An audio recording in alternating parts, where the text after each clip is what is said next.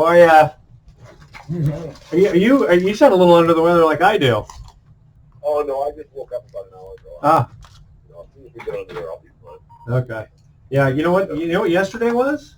My 30th wedding anniversary. Holy smokes! Can you believe that? 30 years. Which, She hadn't killed me yet. not a big fan of Columbus. To be honest. He even ran him through the ringer. That's why he's under the weather. Yeah.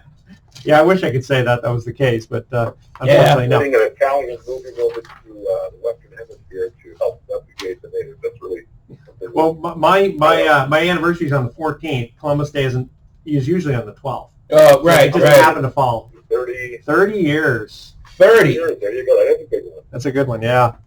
30. All right, guys. Are we coming up on the 30-year anniversary of the Loma Prieta? Yeah. Yeah. Whoa! In fact, people thought we caused it. Yeah. In our honeymoon. Yes. Did the earth move, baby? Yes, it did. All right. Let's see what we got here. All right. We is going to start right now. All right. Here we go. Welcome. You're listening to Sports Econ 101, the show where we discuss sports topics from a business perspective. That's right. I'm your host, Edward Brown, and that was my co-host, Vern Glenn of CBS affiliate KPIX TV, and Bruce is on the phone. How you feeling there, Bruce? I'm doing okay. Good. Really excited about this time of year. We got so much going on. It's kind of hard to keep track of everything. And we're at full strength today, baby. Let's go! And today's trivia thing, because we ask a trivia question at every commercial break, is football, of course, because we are in the swing of things. Oh, yes. And then we'll talk a little bit about the potential World Series between the, what do you think, Nationals, Yankees? Well, I mean, boy, if you're the Washington Nationals, you're feeling really good right now. Man, those in St. Louis, they're like, what the heck is going on? What, the 1924 last time they were in? Yeah, something like that. And wow, I mean, through 3 games as of this taping, 2 runs in 3 games by the Cardinals. Scratch your head on that one. The pitching of Washington, little history of Washington baseball. They have not had a team in Washington, D.C. that went to a World Series since way back in 1933. Wow. And when they had some pretty good teams in the 30s and the 20s. Their last won a World Series in 1924. That was with the old Senators, who eventually ended up moving to Minnesota. They got a new team in 70, I guess it was actually 62, and that played in Washington as the Senators until 1990 or 1980 something. Became the Rangers, right? Yeah. Became the Rangers. This is actually the 3rd team in Washington, and they came down from Montreal. That's right. In a few minutes, I'll have a little Did You Know? Did you know? Okay, good. Yeah, well, the old Walter Johnson big train was pitching for them back in 24.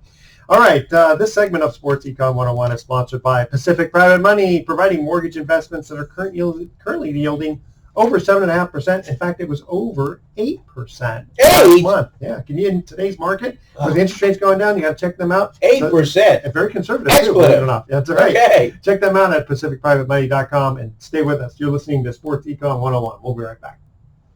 All right. Okay. That is our foot's in it. You guys want to talk a little bit about this Hong Kong thing? Yeah. I have just a small, very, very small thing about it. I'll defer to the commissioner. Yeah.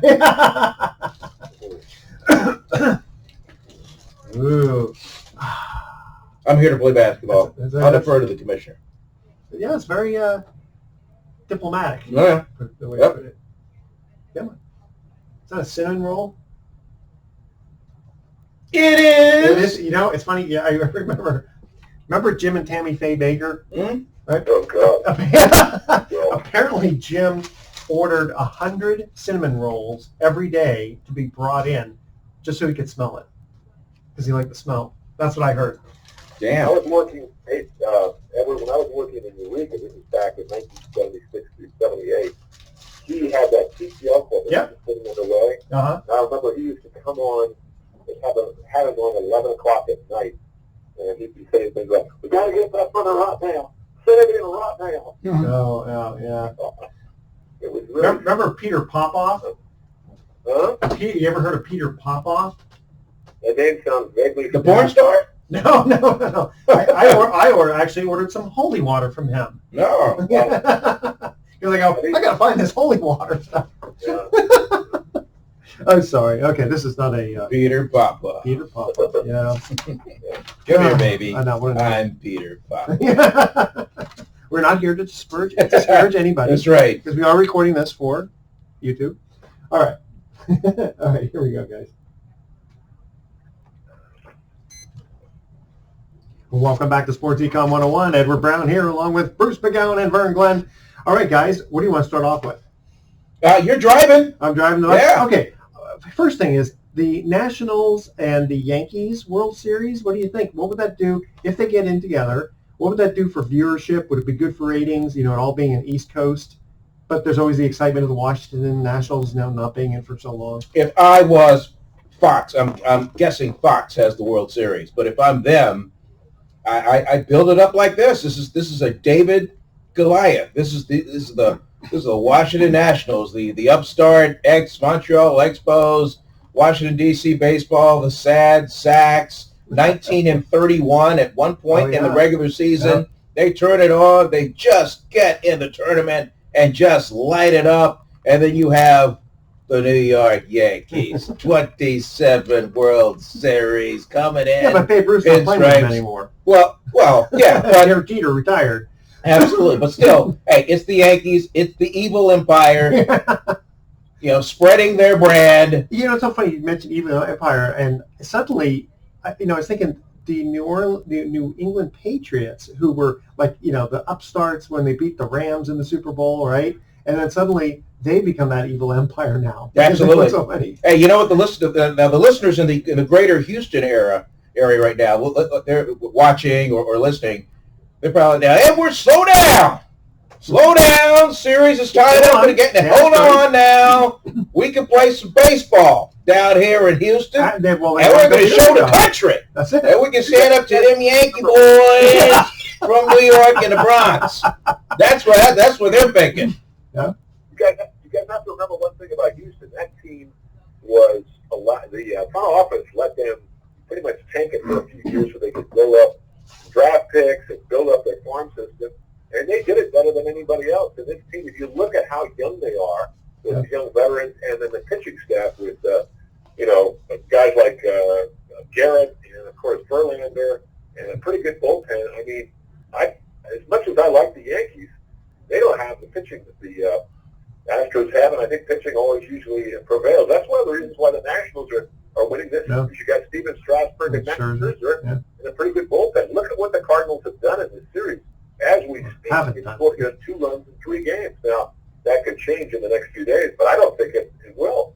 Yeah, and then Howie Kendrick, all of a sudden the second coming of I don't know Jim Rice or whatever. I mean, he's just golfing away everything at the critical time. So you know what? Hey, good for them. It makes it compelling. It makes you lean forward and watch. Even the fringe fan, can kind of take a look and go, hey, let me get behind these Washington Nationals here. Well, it kind of reminds me a little bit of the Giants in 2012 when remember they were behind and then they won. They were behind in the next series and then they won. I mean, they took the Nationals beat the Brewers right last minute, then the Dodgers last minute. Yep. And now they just Howie Kendrick, a former Dodger, by the way, I point out. Boom. And you know who's sitting back? Hey, Bruce will love this. You know who's sitting back watching all of this unfold, and he could have been a part of it, but chose not to,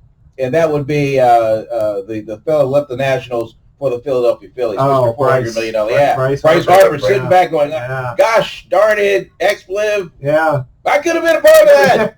Or maybe they're winning because he's not there. No. Oh! Well, I mean, no, he's very warning shots fired. Wow, but you know what happens though. I mean, other guys come up, and who knows what would have happened if he'd been playing. I freaking love this. I really do. I really remember that the athlete's life on the field is a short one. There's no guarantee you're going to play 7-8 years. So you want to maximize your exposure and the amount of money you can make. And I understand that. From a standpoint of a fan, that doesn't, well, in this day and age, I think fans understand that better than ever. But true fans are really kind of like little kids. They just want their players around. But, teams change so often. There aren't teams like the Astros or the Patriots anymore in sports, or even the Yankees, because there's always that lure of the money somewhere else. Yeah, but how much was Bryce making with the Nationals? I mean, he didn't making a fair amount. I think it wasn't so much the money. Yeah, he was making more than minimum wage. Yeah.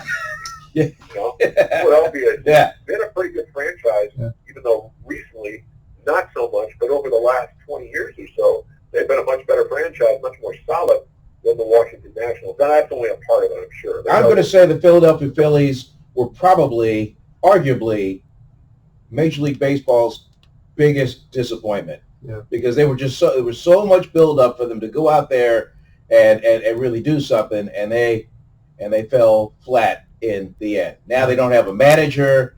They got a highly paid outfielder, and they're searching for answers. So Gabe Kapler could resurface somewhere out here on the West Coast, perhaps. Yeah. Well, remember Farhan Zaidi, who was the baseball ops king for the San Francisco Giants. He had Gabe Kapler pretty much oversee the personnel in his farm system with the Dodgers. So I know Farhan has given him a call at least. Right, but he is being considered among the many. Yeah. For that open position, and I don't think Farhan Zaidi is going to make a decision on that for at least a few more weeks until the World Series. Oh yeah. Another guy who's kind of intriguing, and he's a long shot to make it, is we're here in Marin County, which is just north of San Francisco. Max Venable, who was a journeyman player, his son Will. San Rafael's own? Yeah. Wow. Yeah. Okay. Will is being considered for that job. Will was a pretty good player, but he's also worked in Chicago in the front office. He worked with the Padres. So, he's a long shot. But, I mean, there's a bunch of guys that could look at this. Kind of the intriguing part of being a front office person is trying to figure out the right individual that's going to fit in and take your team to the next level. Yeah, and back to the Nationals a little bit. A couple more reasons for maybe Bruce and I to really kind of take a second look at them. They got a couple of guys on that roster that Bruce and I both covered when they were playing for the Oakland Athletics, and that was Kurt Suzuki and Sean Doolittle. Yeah. That's right. Kurt Suzuki, the Hawaiian Punch. Yeah. I like that. Hey, guys, before we cut to a break, let's talk a little bit about China and the NBA, because it goes beyond the game. You're talking about player endorsements, that sort of thing. So what are your opinions on all that? Well, it all starts with the political situation. People say we don't know enough about what's going on, but if you've been paying attention, ever since Hong Kong, decided maybe the people didn't decide so much, but the way it was set up was that they were going to become part of mainland China, which they had been for many years. Much before. It wasn't a 100-year hiatus or something.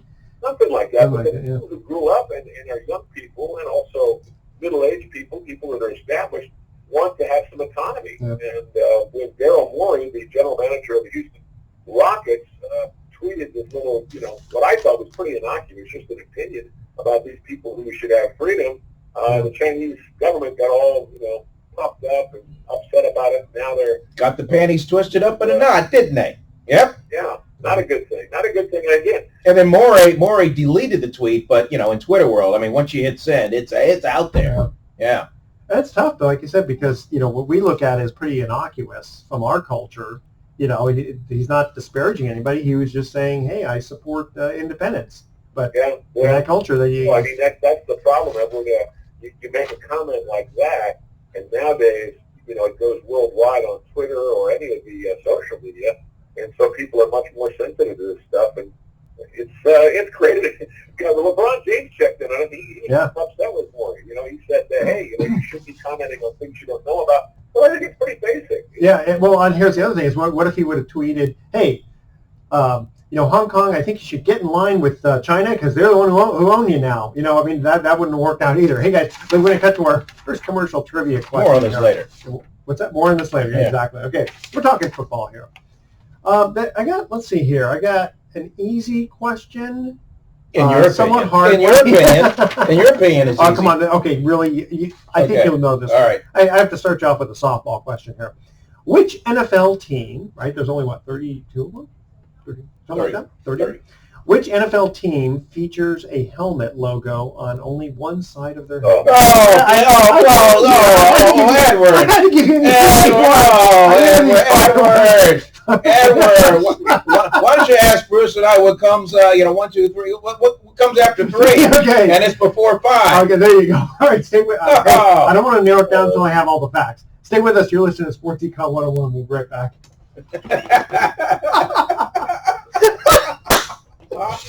I have a that actually reminds me of this joke where an engineer, an attorney, an accountant, and an IRS appeals officer are all trying for the same job. And the interviewer says to the engineer, he says, "What's 2 plus 2?" And engineer takes out his protractor and measures and stuff and says 4. Then he asks the attorney, he says, "What's 2 plus 2?" He goes, "Well, somewhere between 3 and 5, but I don't want to narrow it down until I have all the facts." Right. And then he asks the accountant, "What's 2 plus 2?" And he gives him a little nudge. He goes, "What do you want it to be?" Right? And then he asks the IRS appeals officer, "What's 2 plus 2?" He goes, 4, but I'll settle for 3. Oh, that's a good Isn't that a one. good one?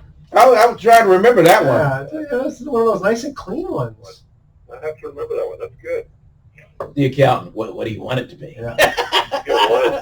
Okay, now Bruce. I'm telling you, man, my wife fired our tax accountant. I had him for 15 years because he was always getting me a nice refund. We got audited twice, but ended up getting more money back after the audit. She said, "Look, we save about $5,000 a year." And she goes, "I don't care. I don't want to go through an audit again." So now we've been bouncing around between people.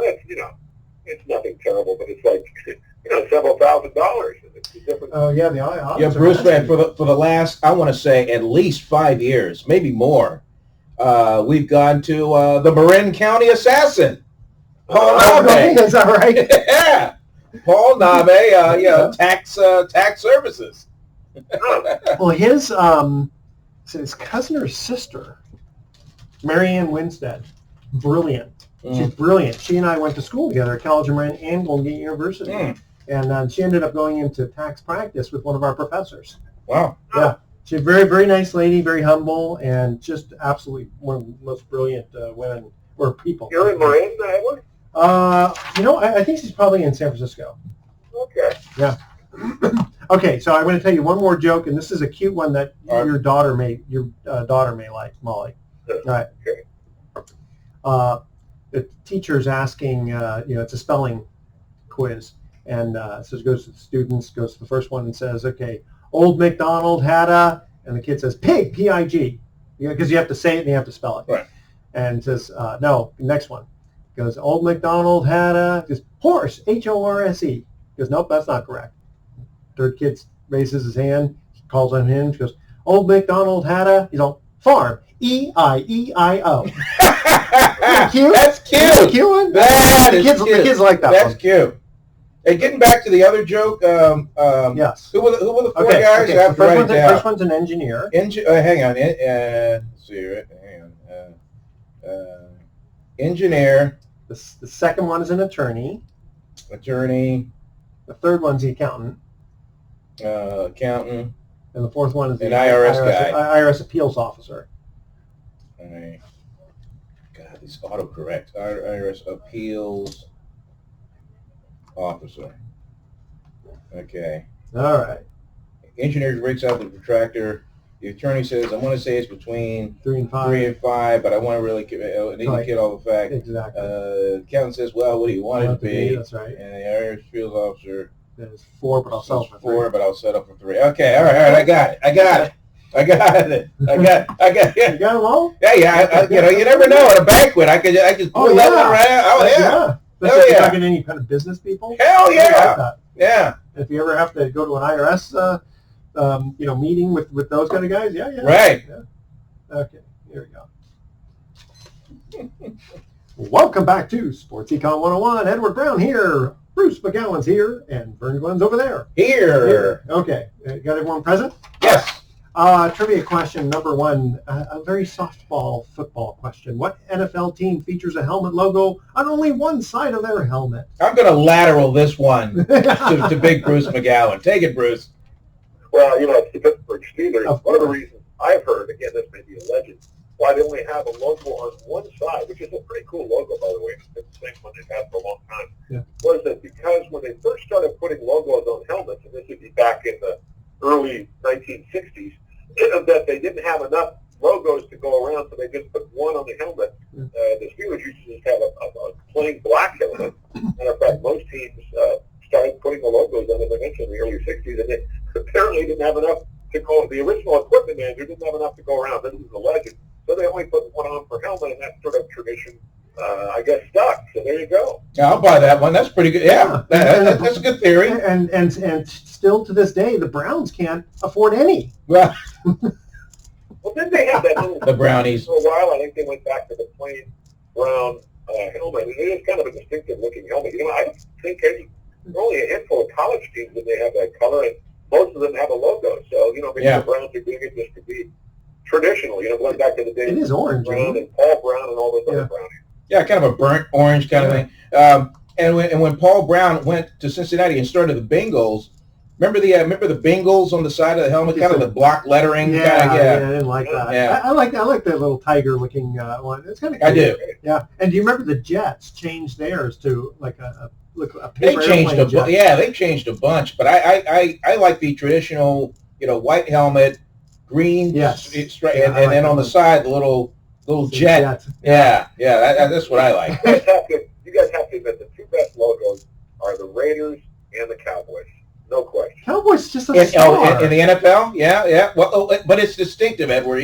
You see that, you know what it is. You go, I like the Patriots one. You know, I think it's a really cool. But that's changed. Remember when the Patriots started? Remember was it an actual Patriot guy with a center? A blue coated Patriot in the 3-point stance. I believe hiking involved. Yeah, he was with a 3-cornered hat. But he had a mean look on his face. That's right. Yeah. Bad intentions. And the Buccaneers had the silly one with the guy with a knife in his. Here's mouth. one. Here's one, Bruce. I'll throw it to you. What is for you? What is the best jersey, sweater, whatever? What's the best top? Your opinion? I love the 49ers. I mean, I'm prejudiced because I'm here in the Bay Area, but I love that scarlet, and then they have the gold. I mean, it's just it's been around for so long. As a kid, I remember used to go to the games, and I was intrigued by the color scheme, and you know, it is a part of our history here with the 49ers who mined for gold in the foothills, and most of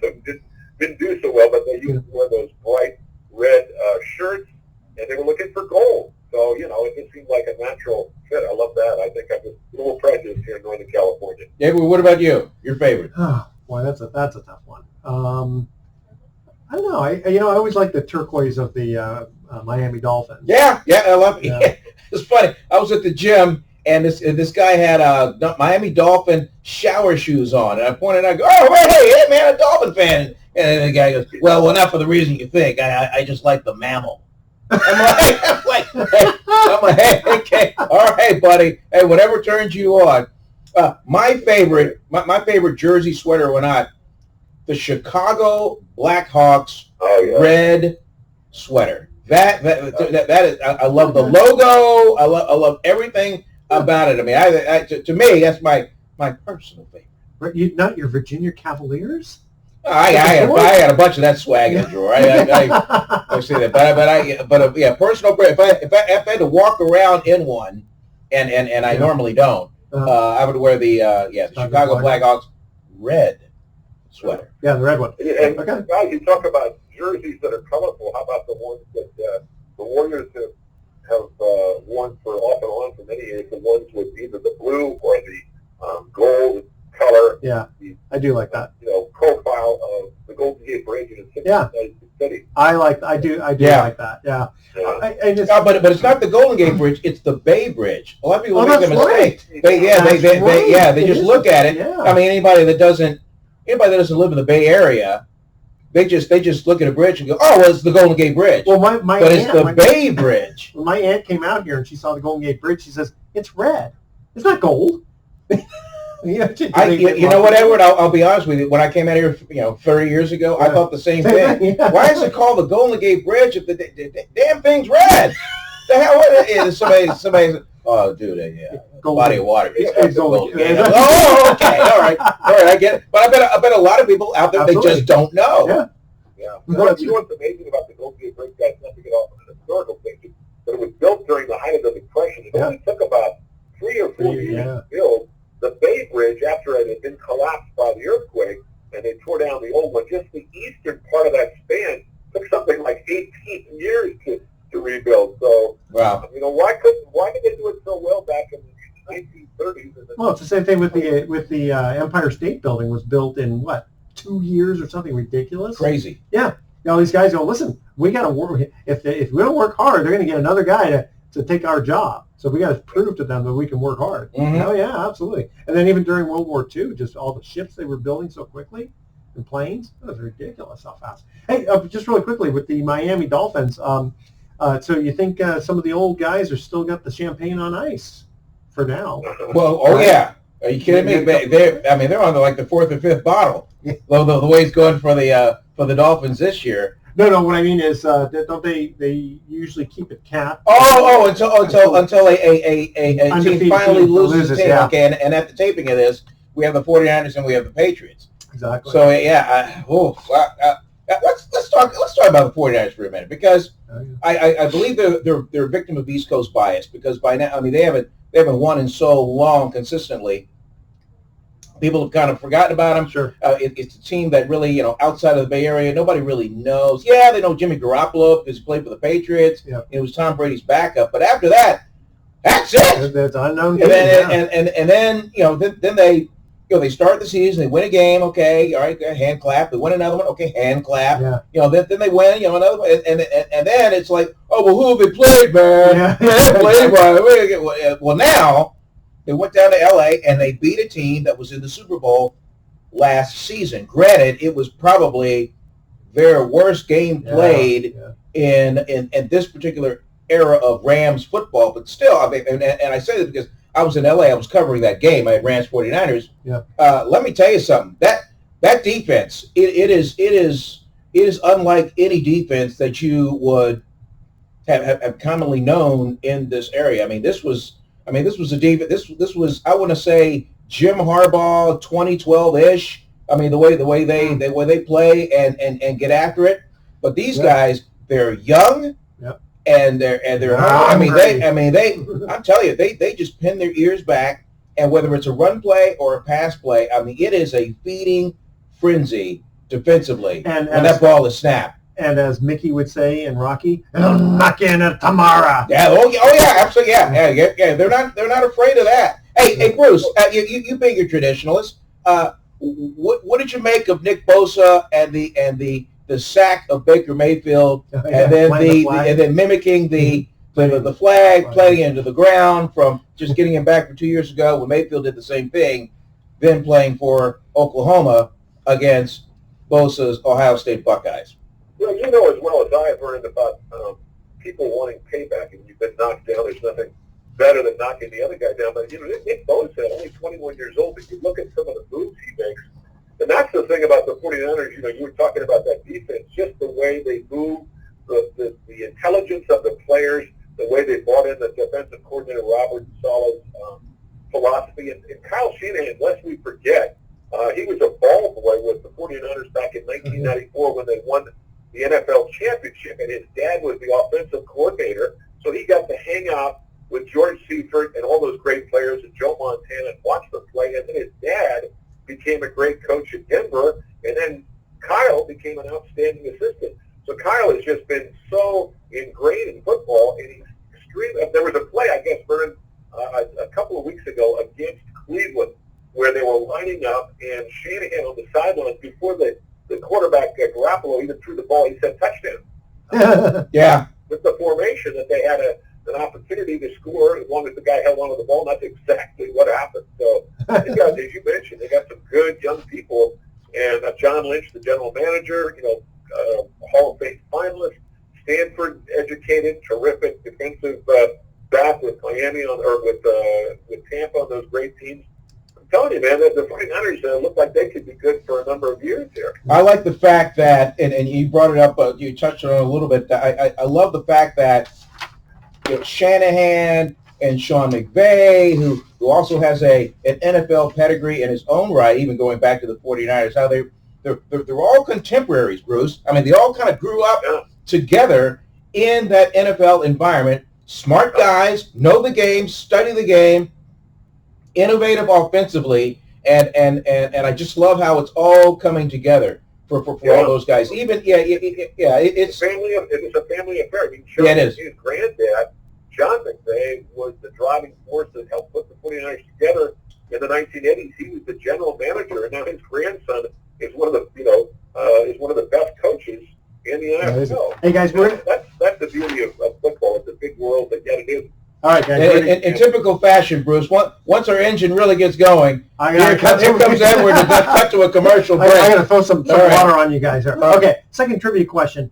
What singer tried out for the Lions in 1970? Oh man, I know this You know guy. this one. Oh man. Okay, stay with Oh God, I've got his. and as Vern just, Oh, just I know this. Things about that. We're going to cut the break. We'll be right back. I was just talking about this. Oh God, I have the answer. God, it's in my head. And it's not George Plimpton. Remember, he was a writer. Remember the But this guy was a singer, and the guy said, "Hey man, I can get you a tryout with a Detroit." Oh God, he's Motown era. He was in. Well, that was going to be my hint. With Motown. You know, when Plimpton was looking for that opportunity to write a book or write an article about what it's like to be on a team as a backup during training camp, he actually went to the Packers and talked to Vince Lombardi, and Lombardi was very nice to him because he knew Plimpton's reputation for writing it. I don't think it'd be a very good idea. He says, why don't you, there were a bunch of crappy teams in those days. The Steelers were one of them. Yeah. Why don't you go talk to the Pittsburgh Steelers? Ended up going to the Lions. Lions, yeah. In fact, Alan Alda played George Plimpton in the movie. Yeah. And then they show one play, and he gets sacked. Yeah. All right. Holy Alex smokes. Harris was on that team. That's right. Yeah. Yeah. I remember on The Odd Couple. I used to love The Odd Couple. Remember that? Yeah. And so they have all kinds of famous people come on. Alex Karras was on there once, and he's talking to Oscar Madison's secretary, Penny Marshall, right? And he said, he goes, yeah, I hit a guy once so hard, I knocked his tattoos off. Yeah, that's it. Oh. Yeah, he was a bone crunching hit. Yep. Hey, I wonder if Bruce, former Channel 5 sports guy. I wonder if he was on the team as a linebacker. Come on, Wayne Walker. Wayne Walker, yeah. I wonder if Wayne was on that team. I don't know. No, he was actually. He was on the Lions, and he was in that movie. Wayne actually started his career in '57 and played till 1971. And in his last game against the 49ers at Old Candlestick Park, and I was at that game. It was a great win for the 49ers and got him into the playoffs. You know, Wayne. The thing about Wayne was I don't think I saw him at but a handful of games, but he was so easygoing and friendly and fairly knowledgeable, and he had a way about him that people really felt comfortable with. And, that's why he was so popular. Yeah, in the later years, he wasn't thrilled about going out and doing live shots because I was just starting at Cron, during his last couple of years at Channel 5, and we're in the dugout at Candlestick. We must have been there for Bonds or something, and he just looks at me and says, "Okay, I'm getting too old for this expletive." Well, He said it in a way that made you laugh, though. as you know, covering sports is not, brain surgery, but there is a lot of grunt work involved. I mean, I see you schlepping your camera out there and setting up your interviews, and I've got to crank. It's harder now. I crank out these updates every half hour. It's fun, but people don't realize there's a lot of grunt work that goes into it. These guys have come out and go, yeah, I want to do this. We're like, okay, fine. We'll see you in the newsroom, but 9 tomorrow. In the morning? What are you talking about? That's not working for me. That is so funny because they have like these funny resumes that come in, right? And it's like, why did you leave your last job? It's just, they wanted me to get there at 8:30. I couldn't work under those conditions.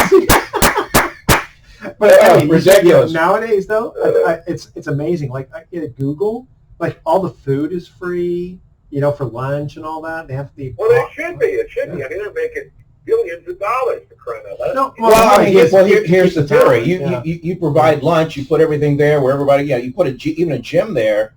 Even for lunch, I mean, People get stay. people will go get their lunch and go right back. That's to the right. cubicle. In fact, and they'll continue to work. Well, you ready for this? And Christian works for a company like this where you can pretty much take all the vacation you want. Now, what ends up happening is you realize that if you go on vacation and other people aren't, there's kind of this peer pressure type of thing. Plus, you have a lot more work when you come back. People end up taking less time. But the theory is that you can't argue then when you leave. Well, I'm owed vacation time. Blah, blah. No, it's just you take vacation anytime you want. That's right. Yeah.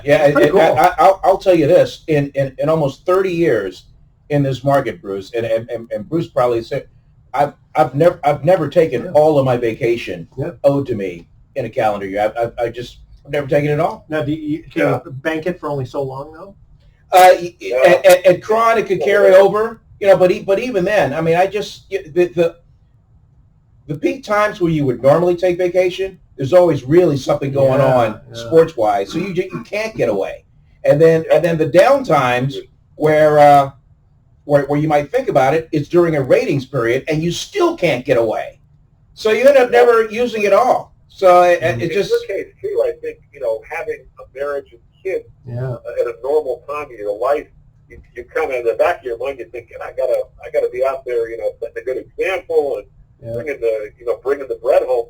I was always lucky. I didn't get married until I was 42, and my wife, she never was really, at least for me at the beginning, she wasn't really that much into the, having a lot of baubles and bangles, and now she's a little bit more that way, but she's kind of resenting me actually for sort of being laissez-faire about everything. Mm-hmm. But I said, Columbus is how I've been all my life, I've been able to make a living and yes, but when she married you, she realized she could change you to the person she wants you to be. Yeah. Been there, done. Okay, guys, ready? a lot of wives. Oh yeah.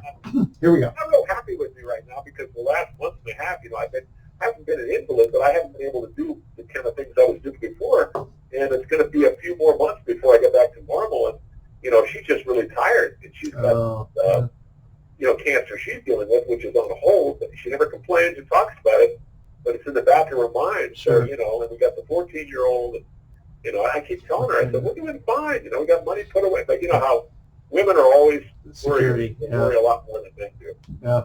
Well, you got to get Molly in there and start doing some work, right? Yeah, she's just, I'll tell you, that little girl is a smart kid, and she loves high school, and she's very, very talented. And the only bad part is because she's an only child, she gets more attention than most kids will get. But on the other hand, you look at some of the people who have been more successful in life, and they usually are. Not always, but many times they are only kids. So they develop that independence. All right, guys, ready? Yeah, let's do it. Here we go. Welcome back to Sports Econ 101 one more time. I'm Edward Brown. One more. Where the hell does the time go? Good God. And that was Vern Glenn. That's right. Along with Bruce McGowan in the background there. Let's see. I asked the question, what singer tried out for the Lions in 1970? And you, Vern, Motown. It's Motown. Yeah. Come on. Was it Marvin Gaye? Marvin Gaye! Marvin Gaye! Is correct. Yeah, he was going to try, I think, at receiver or something like that. Wide receiver for the Detroit Lions. And they said, what's going on? Yeah. Oh, man. Okay, guys.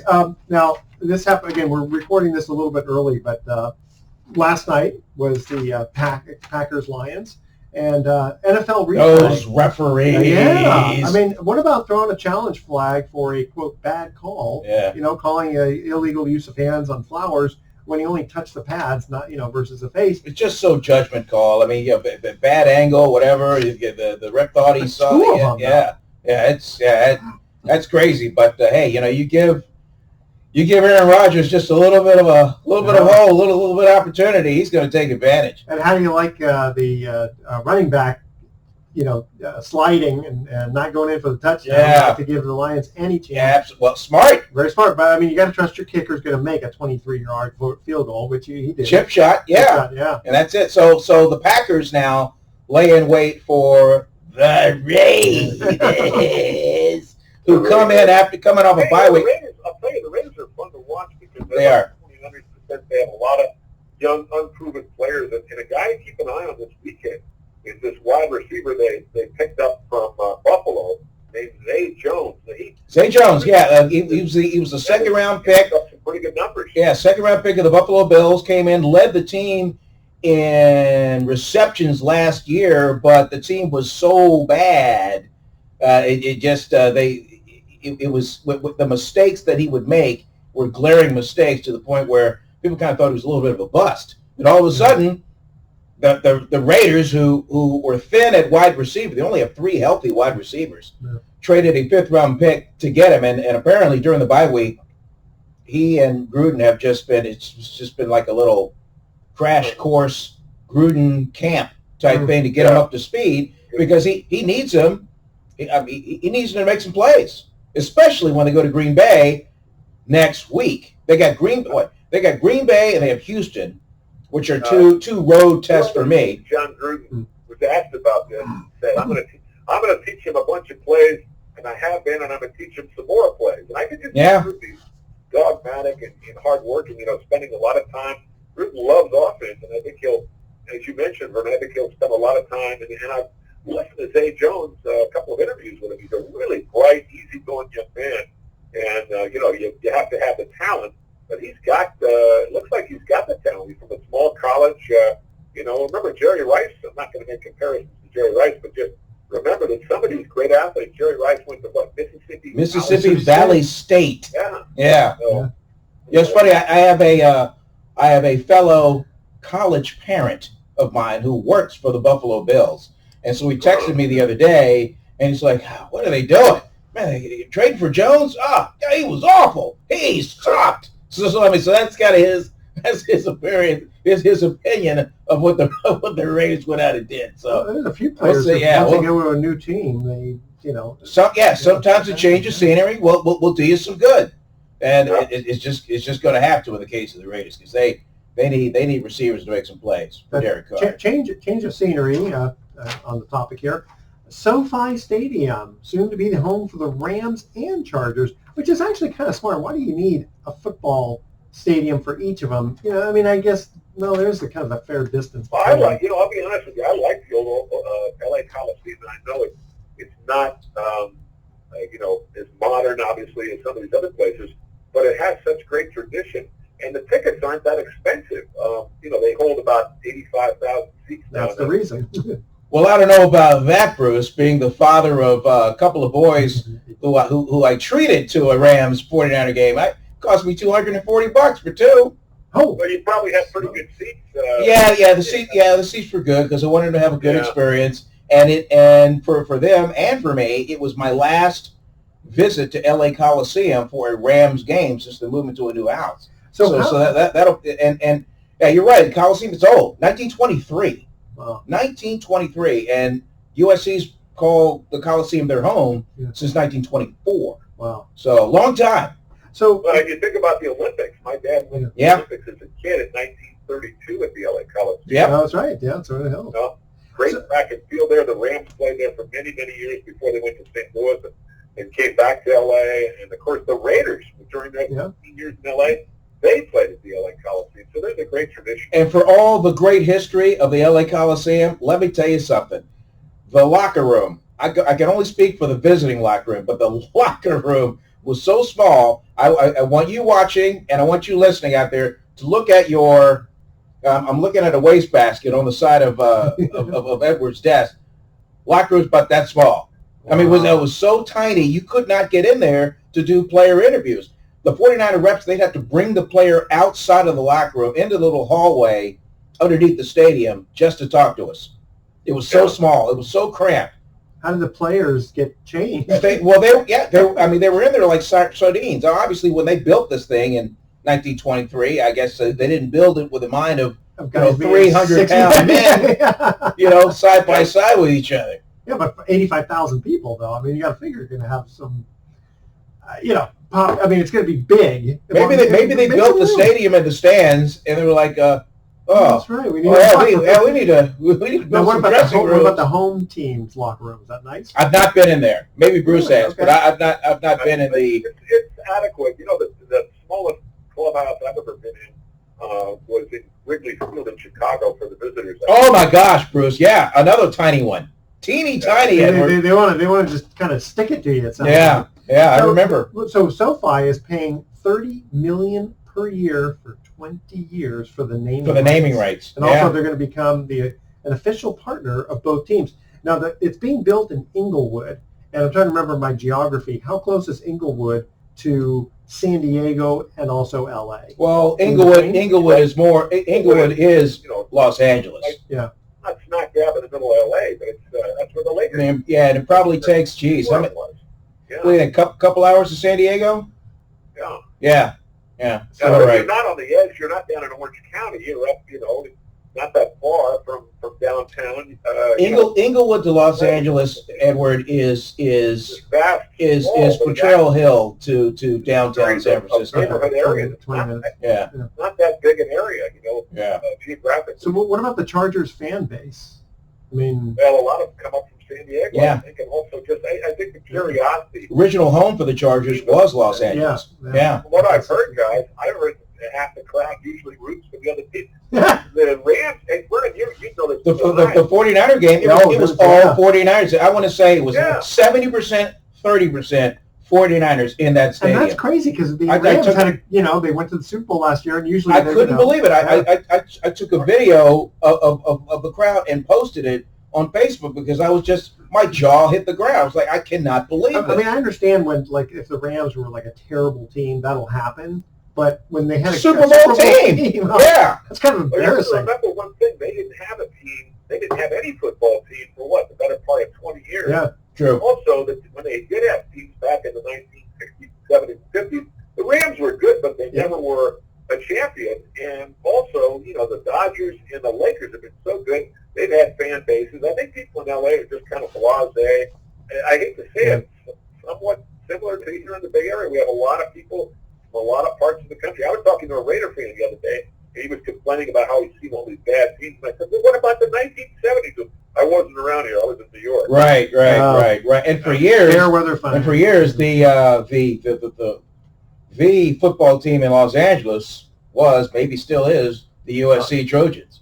Yeah. Because that place is packed on Saturdays. Oh, yeah. And you're talking about 85,000? USC Trojans, very, very briefly, John Wayne. That's right. That's right. John Wayne, I believe a running back for the 1920 USC Trojans. He had a size 6 shoe. He had really tiny feet. Do you know that? I did not know that. I know that. Yeah, you know what John Wayne's real name was? Marion Morrison's the last name? Morrison, yeah, Marion Morrison. Well, like them apples. Oh, let me get in the did you know thing. Oh, that's Remember, right. Yes. And this goes back to baseball for those listening and watching. Did you know the first baseball game I ever saw, in fact, I had to look up the date, August 16th, 1969, RFK Stadium, Minnesota Twins at the Washington Senators, who were so bad. Frank Howard, though, he was on that team. In fact, you know what? That's one of the few games that the Senators actually won. They beat the Twins, but I was 7 years old at the time. So I mean, my vivid memory wasn't the fact that the Senators won. Frank Howard hit a 3-run bomb off of Jim Cott. My vivid memory was that it was so cavernous in there, and I'm sitting in deep center field. The sound of the ball hitting the mitt behind the plate was so loud it reverberated all through RFK Stadium. It's one of the most vivid memories that I have of that game. And Ted Williams was the manager of the Senators. But that's the one thing that I can remember, just the sound of that mitt just popping. And weren't the Twins an expansion from the Senators? The Twins were the old Washington Senators. That's what I'm saying. Yeah. I'm sorry, I didn't mean expansion, but I mean they were also Washington Here's an Senators. interesting story. Yeah. They moved them to Minnesota in 1961, and the American League gave Washington a new team, which only played in Washington from 61 to, I believe, 73, and that's the team Vernon saw. And you mentioned Frank Howard. He was coaching in the 80s for the San Diego Padres. I remember going in the interview. 6'8", about 260 pounds. Big mountain of a man. I remember shaking his hand. It was like, my God, this guy's got enormous hands. Yeah. just a big boy. And as far as teams, mentioned, when he hit the home run, yeah, they flew. Yeah, and getting back to teams moving, they're replaced by same teams in the same town. I'm reminded of Art Modell moving the Cleveland Browns to Baltimore, who became the Ravens, and the league giving Cleveland another franchise, just boom, right away. They knew Cleveland Browns. Well, it took a couple of years, though, didn't it? Yeah, well, when I say right away, not literally. Yeah, I mean figuratively. Yeah. All right. And they haven't been very good in those 2 years, and they're supposed to be good this year, but I They think won a couple of games. it was premature after they got hammered by the 49ers the other night. Bring back Manziel! Not a very good showing for the young team, but, They got to do more interviewing from a psychological standpoint, before they hire. Speaking of a psychological standpoint, how do you really feel if you're part of the AFC East? Looking at the Patriots, I mean, who have to? I mean, let's just face it.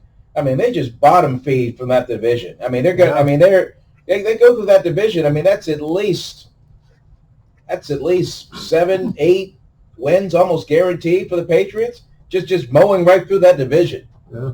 No wonder they get 11, 12 wins a year. Exactly. Okay, guys, last trivia question. And, it's funny. I wonder if this is still the record, but who holds the record for the longest interception return? Who holds the record for the longest interception return? Yeah, and we're obviously talking reception for a touchdown. Right, yeah, right. A longest pick six. Longest pick six. Gotcha. That's what we're going to do, okay? Well, I don't know the answer to that one.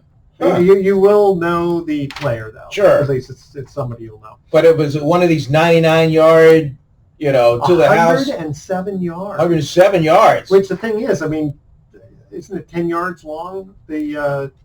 Yeah, but this guy caught in the end zone deep, and then just said, took it right. Yeah, I got wide open real estate. That's it. I'm taking it to the house, baby. Sports Econ 101. We'll be right back with some closing comments. It's funny though. I thought I remember guys catching it like almost at the end line and then running it all the way back, but I guess not. It's 7 yards deep in the end zone. Yeah, your coach is going, get down. What are you doing? Don't run that thing out. Oh, geez. Who was it for Green Bay? Plus the team was behind. Plus the team was behind. That's it. Yeah. And there's only a few seconds left. That's right. Come back and win the game. You'll never pay for a meal in that town again. I like that phrase. Let's see here. Yeah, I need one of these. I need a plain black nice polo. That's what it's all purpose. Wear with anything. Men's Warehouse. Men's Warehouse. Yeah, and they're really comfortable too. I really like them. Remember, I first met George Zimmer at a charity function in the city. This is when he was just the king of the Men's Warehouse, and I remember meeting him. And he goes, hey, "Come on down, we'll get a suit for you." I like their stuff. Oh, so do I. Yeah, Tom Shane, the jeweler. Yeah. Sure. The commercials, Tom Shane. The Shane Company. Taking over the business. She'll love her pearl necklace. So he was.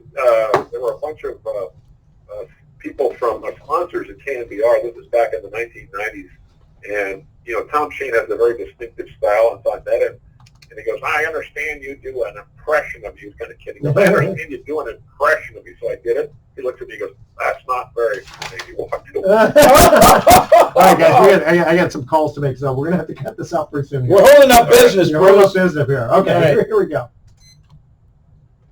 Welcome back to Sports Econ 101. Last time for today, I'm Edward Brown, your host, along with Vern Glenn and Bruce McGowan. Third trivia question: who holds the record for the longest interception return? 107 yards. I'm just going to guess Lim Barney.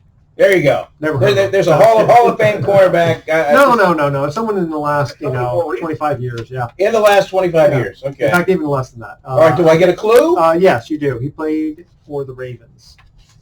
I don't think he's. The Ravens weren't around 25 years. Well, that's what I'm saying. It's within the last 25 years. God, it's within the last 100 years. Well, it's not Ed Reed. Yes. Right? Was it Ed Reed? It was Ed Reed. Wow. Okay. Wow. I don't know who he returned it against. Probably the Cleveland Browns because they weren't very good for many years. But that was Ed Reed. All right. I don't think the Ravens moved. I don't think the Browns moved to Cleveland until about 96 or 97. That's close enough. That's almost 25 years. Well, no, I didn't say it was 25 years ago. I just said within the last 25 years. Like within the last 100 years. This happened within the last 200 years. How's that? The last 200 years. Which is kind of funny. Yeah, okay. Ed Reed. Okay, number 20. Yeah, Great. I read somewhere where the cup for protecting one's manhood. Athletic supporter? Yes, so Sure. there you go. Was invented in 1874 for hockey, but the first. Oh gosh, I'm trying to think of that. What? I have to read this again, but it was basically protecting the brain. Was 1974. Oh, they didn't think about protecting your brain until Yeah. with a mask or something. Yeah, Right? so it kind of lets you know where people were thinking Well, back then. Okay, here's our thoughts for the day. Always remember you are braver than you believe, stronger than you seem, smarter than you think, and loved more than you know. Yeah, it sounds like something a wife would say. And so your partner would say. I'm about to cry here. You're teasing me. Right. Okay. Positive thinking. I like that. Yeah, see, I gave that to Bruce because I knew he liked it. All right. Okay, and I finally realized that people are prisoners of their phone. That's why it's called a cell phone. Oh. You like that? I like that. I like that one. Yeah. Okay, tune in next week to Sports Econ 101. We're going to be discussing sports topics from a business perspective and asking more sports trivia questions. Thanks for listening. On behalf of our team, I'm your host, Edward Brown. We'll see you next week. Good night, America. So long. All righty. All right, good show. Yeah, that was good. It's fun. Always fun to be with you guys. List I'm spirits. coming back soon, but I'm just getting up in the morning and doing stuff around the house, trying to keep my wife happy, you know.